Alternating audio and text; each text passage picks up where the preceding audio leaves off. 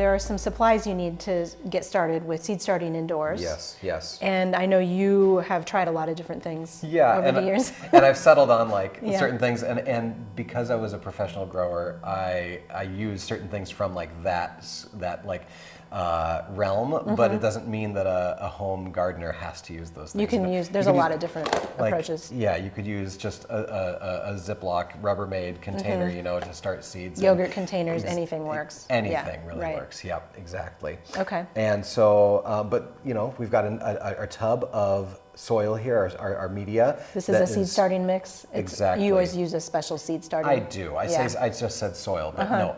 Garden soil is actually pretty bad to use. Yeah, much too heavy. It's so heavy. Even potting mix isn't the best, right? No. I mean, you really want a seed starting. A seed starting mix, exactly. It's most of them are soilless, peat-based, or coconut coir based, and so one time I used garden soil, and I was like, oh, I gotta lighten this up, so I'm gonna add sand to it. And it ended up just as concrete. It was so bad. It was so bad.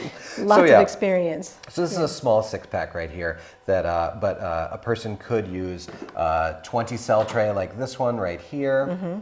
Or these are called wind strip trays. This is what a lot of commercial growers are moving over to, and they are available. You can buy them by the one. They are kind of pricey. They're heavy duty. And they are very heavy duty. They last years and years and years. And whatever tray you use, you always put it in another tray that has no drainage, Exactly. Right? So this one, that you can water it, and then the water collects in here, and then after the plants are, or the media is saturated, you can then dump the rest of the water. Dump the extra. These things fit just right inside there. Perfect.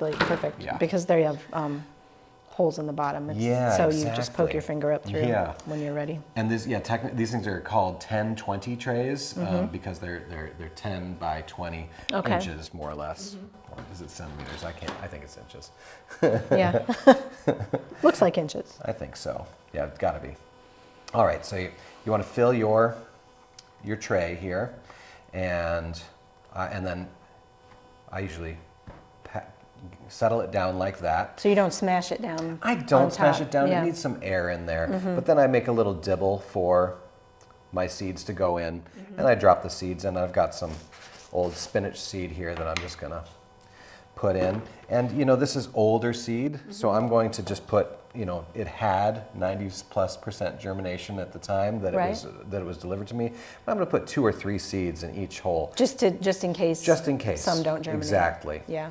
And that is, going to mean more. If they all do come up, it's going to mean some thinning for me.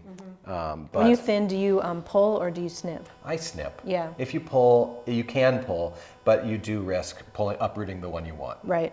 So you snipping could really damage the is. roots. And if it's done small enough, you can just do it between your fingernails. Just snap it off. Yep. And then after that, I will just top these off with some soil. And I keep saying soil, don't I? And then I'm just going to leave these last 2, and I would use media for this spinach, but some seeds, if you read the seed packet or the instructions, say they need light to germinate or leave uncovered. Surface sow. Surface sow. And so in those ones, I like to use, I leave it as shallow as possible. My dibble wouldn't be as deep also. But then I sprinkle a bit of vermiculite over the top, and that lets, that will once it gets wet, it's gonna really distribute, and it's gonna be just shallow there. And this vermiculite, in my opinion, leaves more light to getting through. Okay, so in something that says, sow shallowly or sow on the surface of the soil, you actually don't leave it just open to the air and light. You do put vermiculite over it. Right, because I have found that one could use, if you don't have vermiculite, you could just sprinkle a little soil over there. But just a tiny bit. Just a tiny bit, yeah. Because when you're watering, they're gonna get suspended in water. They might splash out. Leaving it purely open is, I think, a recipe for disappointment. Yeah, and so are there certain? I'm trying to think of what seeds that would apply to.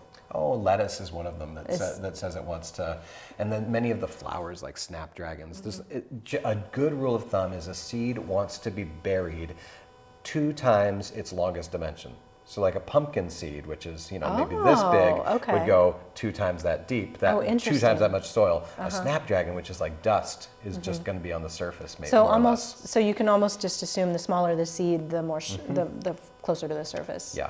You would Yeah. sow it. And it's, you know, the light requirement is not directly track with that. So there's certain physiological things that certain plant families need, but related to light. But it's, but yeah, the depth. That's a good rule of thumb. That is a good rule of thumb. That's helpful. Okay, so you've sown the seeds. Yep. What other supplies do you need to Well, kind of be successful? Right away, before I forget, this is, you know, I make that Excel spreadsheet so I don't forget throughout the year, but Right. it's easy for me to forget in 10 minutes what it was that I last put here. Yeah. So before I go any further, I'm going to go in and I'm going to use a